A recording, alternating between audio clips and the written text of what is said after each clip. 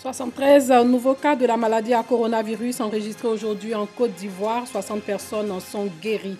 Et puis une partie du grand marché de San Pedro est partie en fumée. Aucune perte en vie humaine n'est à déplorer. Bonsoir et bienvenue dans le journal. Un incendie a ravagé une partie du grand marché de la ville de San Pedro dans le sud-ouest du pays. L'incendie qui s'est déclenché peu après 22 heures a détruit une dizaine de magasins causant d'importants dégâts matériels. Aucune perte en vie humaine n'est à déplorer. L'origine de l'incendie n'est pas encore définie. Sam Kona était sur les lieux de cet incendie dans la nuit d'hier. Une épaisse fumée qui s'élève dans le ciel en cette nuit du jeudi 23 avril 2020. Nous sommes au grand marché de San Pedro. Un incendie qui s'est déclenché aux environs de 22 heures est en train de ravager le marché. Sous le regard impuissant de commerçants tirés de leur sommeil par ce drame en plein couvre-feu. Les premières victimes en larmes.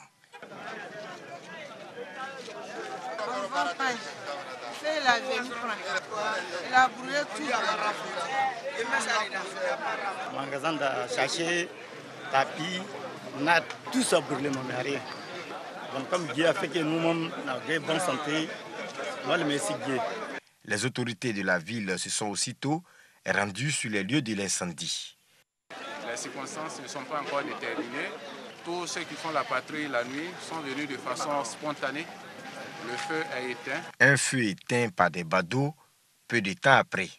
À l'aide de seaux et de bidons d'eau recueillis, des tuyaux cassés. Les sapeurs-pompiers de San Pedro ont brillé par leur absence. Et pour cause, tout leur parc auto a été caillassé par des individus en janvier dernier. San Pedro paye donc son incivisme. Il appartient aujourd'hui à tout un chacun de relever le civisme pour qu'on sache que ces engins sont des engins pour sauver des populations, pour sauver des vies, pour sauver des biens. Donc, nos hommes chargés de venir éteindre ne sont pas arrivés parce que les engins ne sont pas en bon état par l'incivisme de certaines personnes dans un temps passé. Au total, une dizaine de magasins partis en fumée. Pas de perte en vie humaine. Sachez que la Côte d'Ivoire compte 73 nouveaux cas de la maladie à coronavirus aujourd'hui sur 584 échantillons, ce qui porte le nombre de cas confirmés à 1077, dont 60 guéris aujourd'hui. Aucun décès n'a été enregistré aujourd'hui.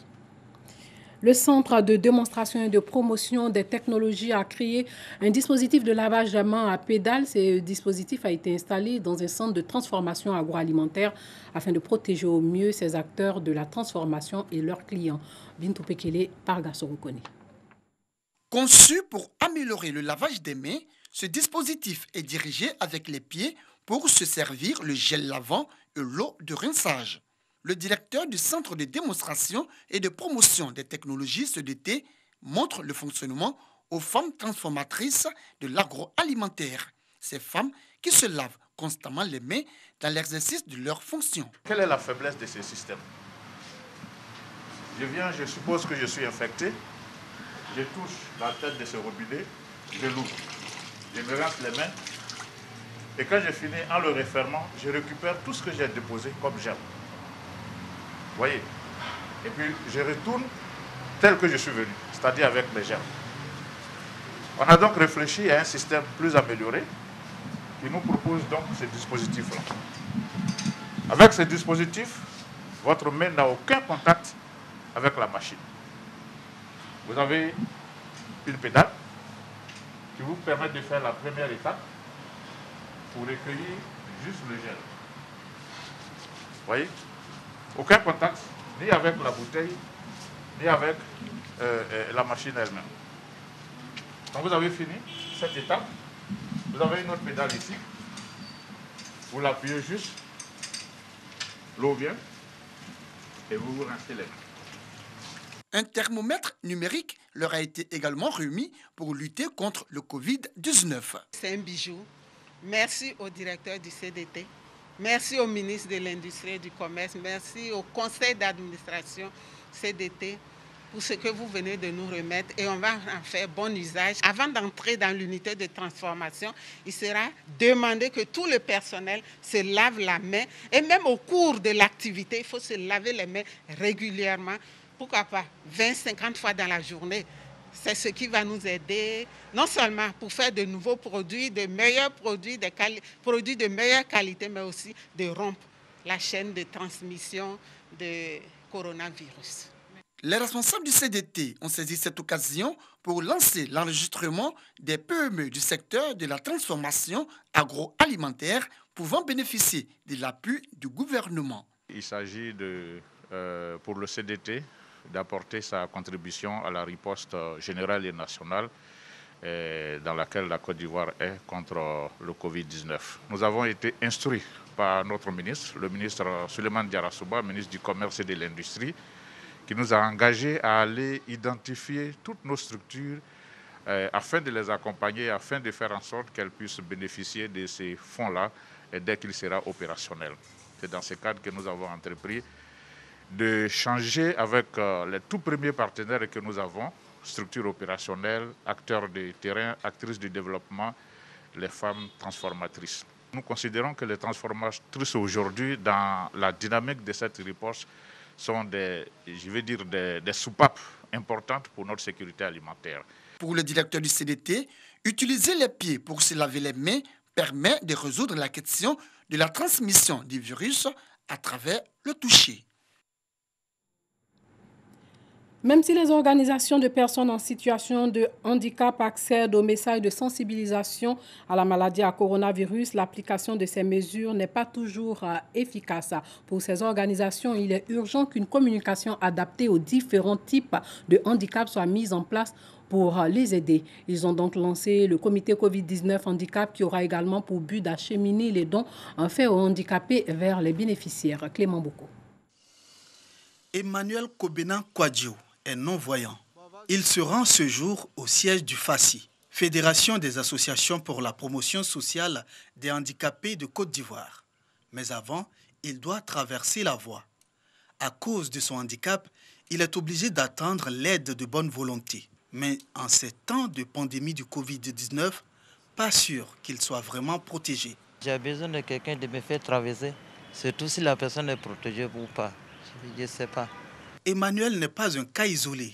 Pierre est paralytique des membres inférieurs.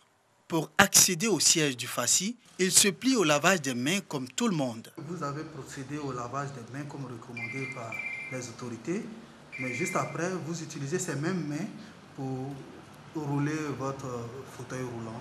Est-ce que ça ne vient pas encore souiller les mêmes mains? C'est vrai, je vais dire que je suis obligé.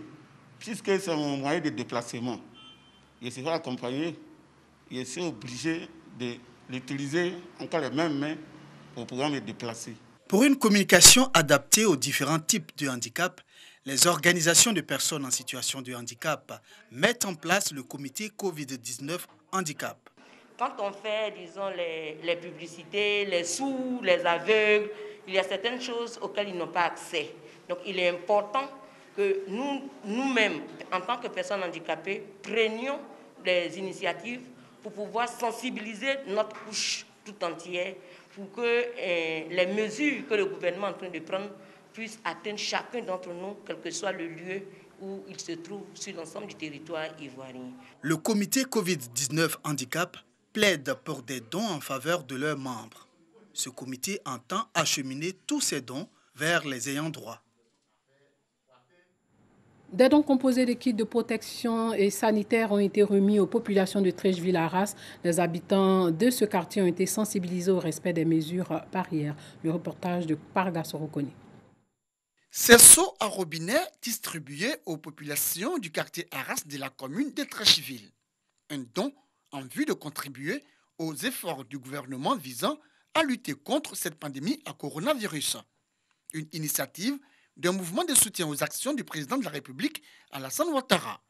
Les responsables de ce mouvement ont sensibilisé et exhorté les habitants du quartier Arras au strict respect des mesures barrières prises par l'État de Côte d'Ivoire pour éviter la propagation de la maladie à coronavirus dans le pays. En train de soutenir le gouvernement dans ces actions d'aide, dans ces actions de prévention.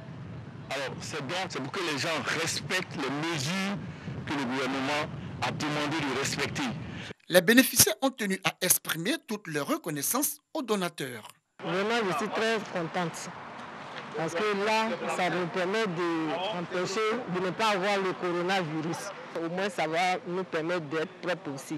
Membres et responsables de ce mouvement de soutien aux actions du chef de l'État entendent bientôt investir le terrain pour expliquer aux populations l'importance des gestes barrières et des principes de base de protection contre la maladie à coronavirus Covid-19. Un styliste offre des masques à l'équipe de RTI2 pour mieux lutter contre la maladie à coronavirus. Ces masques ont été réceptionnés par la directrice de RTI2, Kadi Fadiga Fofana. Une centaine de masques offerts à RTI2 par le styliste Ibrahim Kamisoko. Le passionné de mode participe ainsi à l'élan de solidarité autour de la lutte contre le coronavirus. Ce qui est extraordinaire dans la lutte contre le Covid-19, c'est cette solidarité naissante. Chacun pense à son prochain, comment le protéger. On se protège soi-même, on pense aussi aux autres. Donc je pense que c'est ce geste-là qui rentre dans la ligne droite, ce geste de notre jeune styliste Kamisoko qui est venu vers RTI2 pour nous offrir des cache-nez. Donc c'est vraiment un geste à saluer. Et on espère en tout cas qu'après le Covid-19, cette solidarité-là va demeurer. Il faut vraiment venir en aide aux soldats. Comme on le dit, c'est les premiers qui sont au rendez-vous, c'est les derniers qui sont au rendez-vous. Pour les informations, il faut passer à la télé, il faut écouter la RTD, il faut écouter tous les chaînes. Les journalistes sont vraiment les premiers qui sont exposés à cette maladie Covid-19. Le styliste modéliste a offert aussi près de 1000 masques à l'Office du cinéma, au ministère de la Culture et de la Francophonie, la mairie d'Abobo et l'ONG Stop Covid-19. Autre chose à présent, le siège social du Centre national de recherche agronomique a été cambriolé par des individus armés dans la nuit de vendredi à samedi. Des enquêtes sont ouvertes pour arrêter les auteurs de ces actes. Ce sont là quelques impacts laissés sur les portes des bureaux qui abritent le Centre de recherche agronomique CNRA, situé sur l'axe Abidjan-Dabou. Des impacts laissés par le passage d'un groupe armé qui s'est introduit de force dans l'enceinte de cette structure en ligotant les vigiles à 4 h du matin. J'ai constaté à la guérite un élément qui était attaché. Et voulant bien regarder, je me suis fait attaquer par ces personnes-là. Ils ont braqué des armes sur moi. 2 personnes avaient des calaches et 2 autres avaient les pistolets automatiques qu'on appelle PIA. Les bureaux du directeur général, du comptable et d'autres bureaux de l'administration ont été visités par ces délinquants. Notre coffre est parti, heureusement pour nous. Il n'y avait pas une grosse somme là-dedans, mais quand même c'est une perte quand même. Nous sommes quand même dans une forêt ici, classée, où très souvent nous pouvons être agressés. Nous sommes un centre avec beaucoup de laboratoires et certains de matériel et tout ici. Et nous souhaitons donc pouvoir bénéficier d'une protection, en plus de ce que nous avons, une protection de nos autorités de sécurité. La police et la gendarmerie se sont rendus sur les lieux pour faire le constat. Le CNRA a également fait appel à son avocat, Maître Kosugro Seri, à se saisir de cette affaire. Celui-ci est venu aussi faire son constat. Plainte sera déposée contre X et une enquête ouverte afin de mettre la main sur ces personnes de mauvaise moralité. Hors de chez nous au Mali, les résultats provisoires du second tour des élections législatives donnent le RPM, le parti présidentiel, en tête, suivi de l'ADEMA, son allié, puis de l'URD, la principale formation d'opposition dont le leader Soumaïla Cissé a été enlevé il y a près d'un mois dans la région de Tombouctou. Le parti présidentiel au Mali est en tête des élections législatives avec 43 députés sur 147 à l'Assemblée nationale pour une participation de plus de 35% selon les chiffres officiels provisoires. Le parti présidentiel, le Rassemblement pour le Mali, est suivi d'un autre parti de la mouvance présidentielle. L'Alliance pour la démocratie au Mali, ADEMA, obtient 22 députés. Vient ensuite la formation de l'ex-premier ministre et chef de file de l'opposition, Soumaïla Cissé. L'Union pour la République et la démocratie avec 19 députés.